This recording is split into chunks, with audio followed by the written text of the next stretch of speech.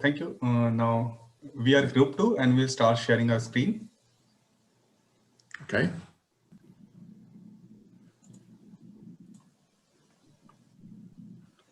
Good afternoon, everyone. Hello.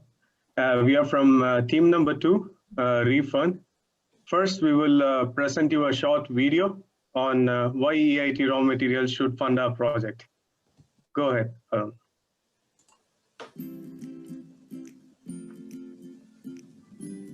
Hey, do you know, out of 1.68 million tons of plastic waste generated, 0.54 million tons of plastic waste goes into landfill.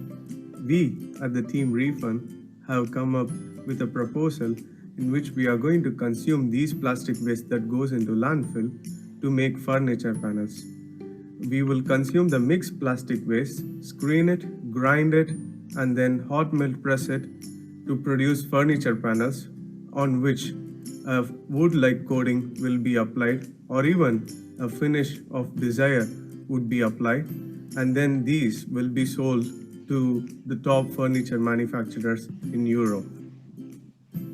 In our product, we are going to automate press a precise mixture of PVC and HDPE at a temperature high enough to melt the HDPE that once solidified will also gather the PVC particles solid to go out the process. The produced panels could be then finished with different techniques in order to meet the needs of the final consumers. Our focus is however on finishing techniques like the mold decoration that would keep the whole process sustainable and cheap. And we are planning to use two different processing routes like primary and secondary to make furniture panels. And each step of the processing will generate a unique hash code will be attached to the raw material so that it is easier to trace them through the production and the consumption chain and bring them back to the circular economy. And the unique innovation point in this project is the use of blockchain technology, which means it's a highly decentralized and distributed network. So it is secure and immutable, and there is not a single point of failure, and it works on different consensus mechanism like proof of work. We are going to have a sustainable, environmental friendly product completely made out of recycled waste with a high end of life credit. Thanks to this process, customizability is going to be high, mainly due to the e-mold decoration, all in a one-step process. Let's make it happen.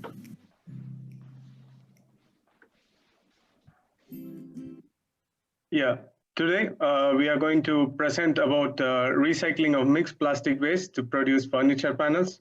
I hope you all enjoyed the video. In our group, we have Alessandro and myself, Arun, another Arun as well, and Pietro. Next slide. So the main problem we are focusing here is 1.68 million tons of plastic waste was generated in 2018, out of which 0.54, which is 32% of plastic waste, went into landfill. This landfill happens because the recycling process that is used is very expensive, time consuming, and it's energy consuming as well. And the most challenging part here is separating different types of plastic. And if they are not separated and they are processed, they are going to degrade the final product. Next slide. So the solution that we have come up with is that the plastic waste that goes into the landfill will be consumed and furniture panels will be made. These furniture panels will be sold to the popular furniture manufacturers in Europe. Each furniture panel will be associated with a blockchain. And after the deterioration of the furniture, it can be traced back. So by that, we are bringing in the landfills that is outside the circular economy back into the circular economy. Next slide. So the primary route that we have come up with is we will collect the PVC and high density polyethylene mixture. We will screen it, grind it, hot melt press it to make furniture panels. And then we will associate blockchain code to it. And then we will sell it to popular furniture manufacturers. Once the furniture produced deteriorates, it will be traced back through the same blockchain. And this circular economy will be continued. Next slide. Once the primary route becomes really successful, then we are focusing on collecting mixed microplastics from polluted rivers in Europe using solar power river cleaning machine. We will screen it, grind it, and next slide. and mechanical separated to extract PVC and high density polyethylene, hot melt press it to make furniture panels associated with blockchain, and then sell it to the furniture manufacturers. And then once it deteriorates, it comes back, it is collected by us and it comes back to the circular. Now the further slides will be continued by Pietro. Thank you, Arun. In our product, we are going to use the PVC as a filler material to be maintained solid throughout all the process, while the HDP will be used as an adhesive material. This is possible thanks to the different melting temperature of these materials. Additionally, copolymers could be used to improve the blend between the two components and improve, if needed, the mechanical properties of the panel. Next slide. In our process, we are going to automate press a precise mixture of PVC and HDPE at a temperature high enough to melt the HDPE, but to maintain the PVC solid throughout all the process. In this case, an important parameter to take into account is the panel thickness we want to achieve. Indeed, with increasing these parameters, inhomogeneities in the product can increase, as well as the time during the forming. In this slide, you can see some process parameters that we have, however, to better define during the characterization of our panel. Next slide. The cooling can be done inside another press at a much lower temperature or on a flat surface if the panel doesn't warp. And our technology readiness level should be 6, considering that we are exploring already available technologies, and we need to establish only the parameter of the process in order to obtain panels with mechanical properties that meets the requirements from the standards. A secondary process that is needed to finish the surface of the panels and to meet the needs of the final consumers. A first possibility is to use a wood-like coating like the one employed in chipboard panels. Next slide. Another possibility, however, is to use the in-mold decoration process instead of using glue to apply the coating. And in this way, we will have a process that will be completely sustainable and cheap. Next slide.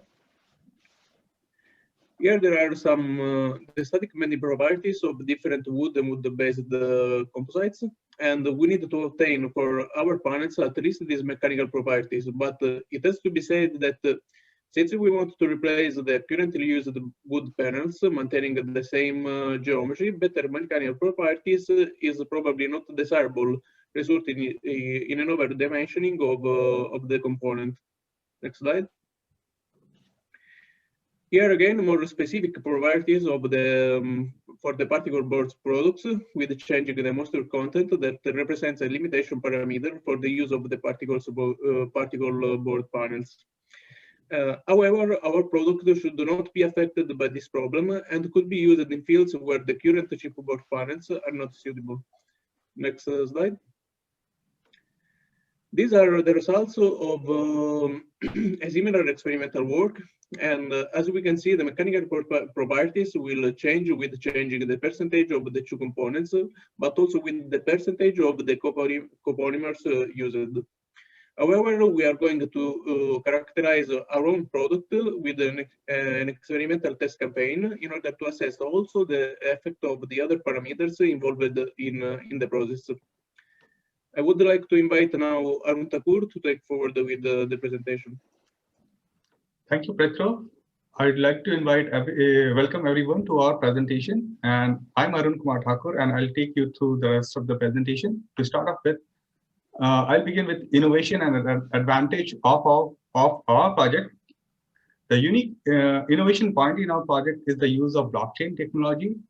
Blockchain is a highly distributed and decentralized ledger network, which means like it's highly secure and immutable, and there is not a single point of failure. This implies like in order to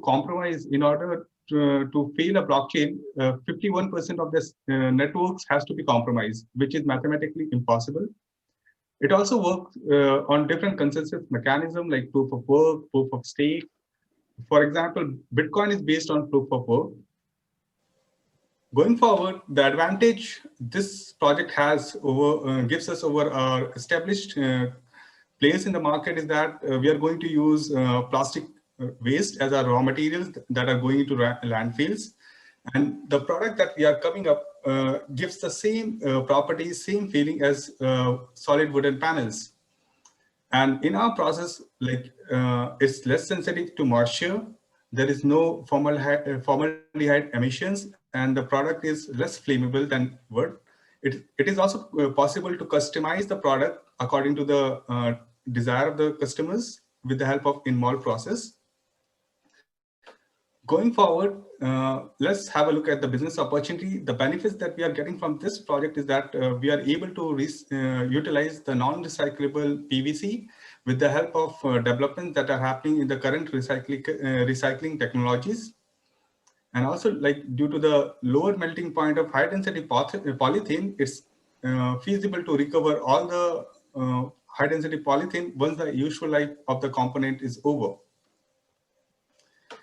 The business impact of our project is that we are able to reduce the dependence on wood for furnitures. Our solution is cheap and sustainable, and it's durable. We are expecting a longer product life with our solution. Moving forward to the project organization, the entire project has been organized in different work packages, starting with the general project management.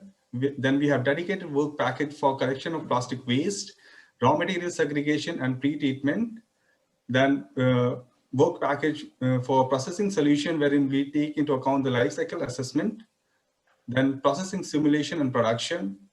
Then we move on to a dedicated work package for branding and marketing of products so that we become competitive with the established players. And then a dedicated work package for communication, all the outcomes that we have come across in our project to all the players in the market worldwide so that we have a global reach. Moving on to the project flow, all different work packages have been divided into different subtasks, and a strict timeline has been worked out in order to execute this task so that we can achieve our project objective in a meticulously framed out timeline. Moving forward to the project budget, the project budget has been outlined in different direct and indirect costs. For the direct costs, we have the personal costs, travel costs, durable equipment, consumable and subcontracting. And having a look at this project budget, we can clearly make out like bulk of our project budget is going into personal costs since we are starting off with a new project, followed by durable equipment. And also there is a lot of indirect costs because we have to bring in a lot of project partners, and a lot of infrastructure has to be taken from others. Now I'd like to invite Alexandro to take you through the rest of the presentation. Thank you, Thakur. Here we can see the main milestones of the project, and they are by the end of 2021, we should have figured out waste collection and separation. By the middle of 2022, we should have defined the mechanical properties, and we should have defined the process and have a first prototype of the panel by the end of the third quarter of 2022. And by the end of 2022, we should start the production. Next slide, please. For this project, we would like to involve different partners. We would like UniPD, KTH, NTNU as higher education partners, and Enginesoft, Veolia, Briton as industrial partners. And finally, RISE, SWERI, BASF, IVL for research partners. Next slide. The type of product we are trying to produce is quite new, so there are a few risks connected to it. Homogenization, optimization, and geometry are the main technical risks, and competition and demand are the business risks. Next slide, please. In conclusion, we are going to have a sustainable, environment-friendly product made out of recycled waste with high end-of-life credit. Thanks to this process, the customizability is going to be high, mainly due to the in-mold decoration, all in a one-step process. By our estimation, the return on investment is 3 years, using more or less 7% of the waste going to landfill. We would like to thank EIT Raw Material, the industrial and academic tutor for the support. Let's make it happen. Thank you.